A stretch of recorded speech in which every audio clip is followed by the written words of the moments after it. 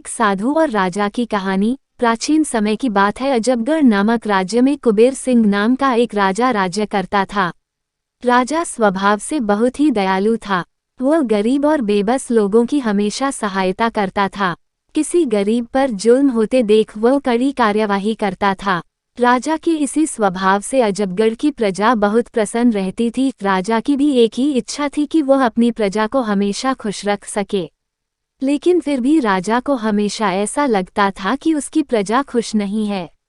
इसलिए अक्सर राजा प्रजा का हाल चाल जानने के लिए भेष बदलकर शहर में घूमा करता था और लोगों की राय जाना करता था।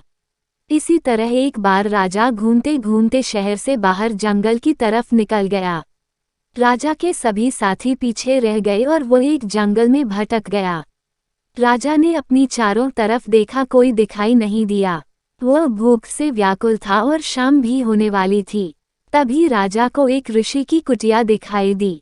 कुटिया देखकर राजा की जान में जान आई। उसी समय राजा ने रात वहीं व्यतीत करने का फैसला किया। जब राजा ऋषि के आश्रम पर पहुंचा तो वहां पर एक ऋषि तपस्या में लीन थे और चारों तरफ बहुत ही सुंदर वातावरण था।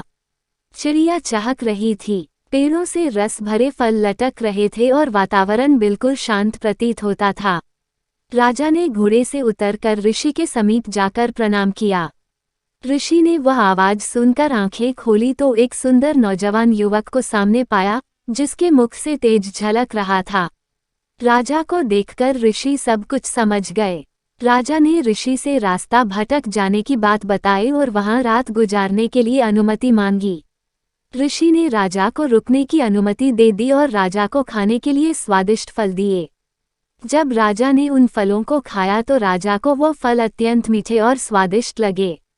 राजा ने इससे पहले इतने मीठे फल कभी नहीं खाए थे।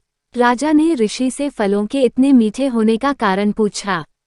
राजा की यह बात सुनकर ऋषि ने कहा, यहाँ का राजा दयालु और न्यायप्रिय होगा। वह गरीबों की सहायता करता होगा। वह प्रजा के दुख दूर करने वाला होगा, इसलिए यह फल इतने मीठे हैं। लेकिन राजा को इन सब बातों पर यकीन नहीं हो पा रहा था। पर राजा इन बातों को झुठला भी नहीं पा रहा था, इसलिए राजा ने निरीक्षण करने का निर्णय लिया। सुबह होते ही राजा शहर की तरफ निकल पड़ा और राजधानी में वापस पहुंचने के बाद उसने अत्याचार करना शुरू कर दिया। उसने प्रजा पर कर बढ़ा दिए।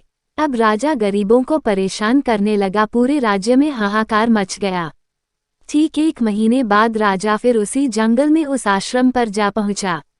जब राजा ने उस आश्रम को देखा तो वह भौचक्का रह गया, क्योंकि जहां पर पहले पेड़ हरे भरे थे वह सब पेड़ सूख रहे थे।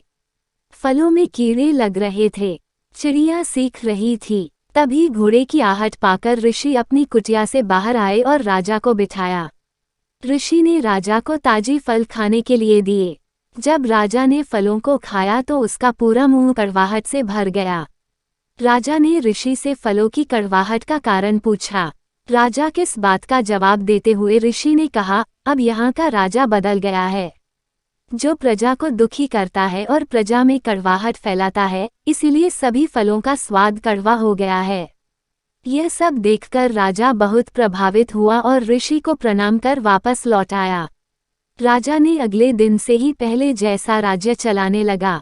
वह फिर से लोगों की सहायता करने लगा और उसके बदलने से फलों और प्राकृतिक में फिर से स्वाद आ गया और प्रजा फिर से सुखी रहने लगी। स्टोरी ऑफ मॉरल इन हिंदी। इस कहानी का तात्पर्य यह है, कभी किसी की जिंदगी में कड़वाहट नहीं घोलनी चाहिए, अन्यथा उस कड़वाहट का असर आपको अपने निजी जीवन में देखने को मिलेगा।